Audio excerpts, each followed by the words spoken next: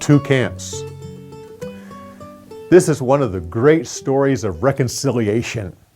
So much of Genesis is given over to the conflict between these twin boys.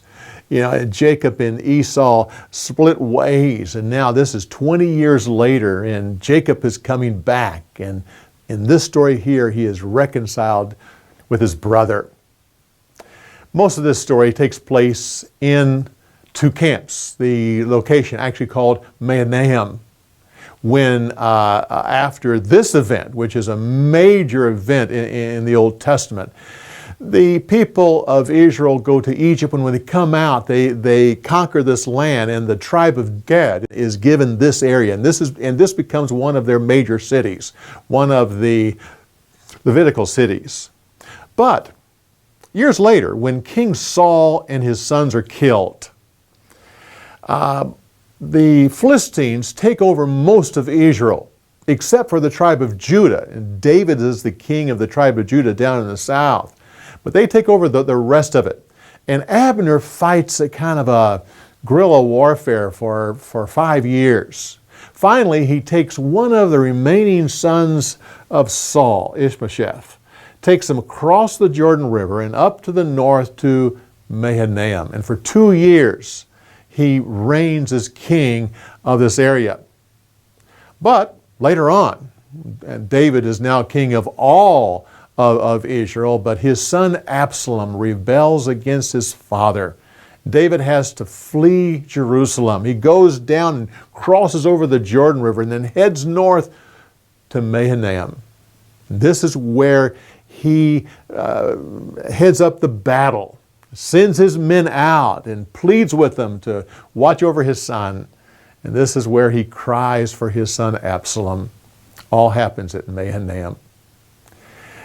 Some people have tried to say that Esau was not coming with 400 men to destroy Jacob. But Jacob thought they were, and I have to agree with him. He was not coming with 400 men to say, "Welcome home, brother." That was a small army. And all that Jacob does to try to reconcile with his brother, but the gifts that he gives him. He decides to take animals from his own flock and put them in 3 different groups. It's staggering. It's an impressive amount. There are 200 she-goats as well as 20 males, 200 female sheep as well as 20 males.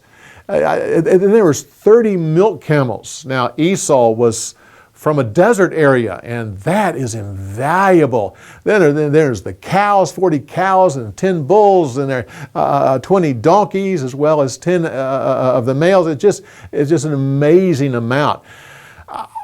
I have no proof of this, but I personally hold that Jacob actually took and split his entire stock in 2 and gave Esau half, at least half, if not more. This more than made up for anything that Esau was missing from the deal with his father. An amazing amount. But what Esau really saw was he saw a humbled Jacob. 3 times, servants of Jacob referred to Esau as Jacob's Lord and Jacob as the slave. Then he comes, and there's Jacob walking towards him, limping because of the struggle that he had the night before. He limping and bowing down so many times. And he could do nothing else but to run up and to hug his twin brother. What an amazing story. After this, Jacob goes on to Shechem. Now, Shechem was a village between 2 mountains, which became very important in the history of the Bible, but also to this very day. Gerizim was on one side and Nebal was on the other. And this is where Joshua brought the people back, and Moses told them to go back to this area, and one was the mountain of blessing and one was the mountain of curses, an important area.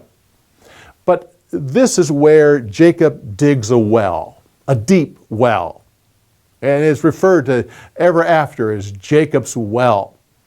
And then finally the time comes when Jesus sits on the well and talks to the Samaritan woman and the woman at the well. When we take people to Israel, it's one of the highlights. It's one of the few spots when we say this really is, Jesus was right here. He sat right there.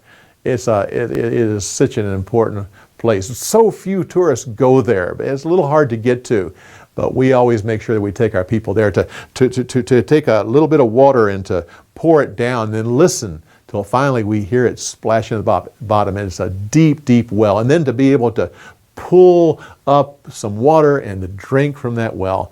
I trust someday you'll go with us on our trip, and you will find it to be a time you'll never forget. But meanwhile, come back when we give you more insights on the story.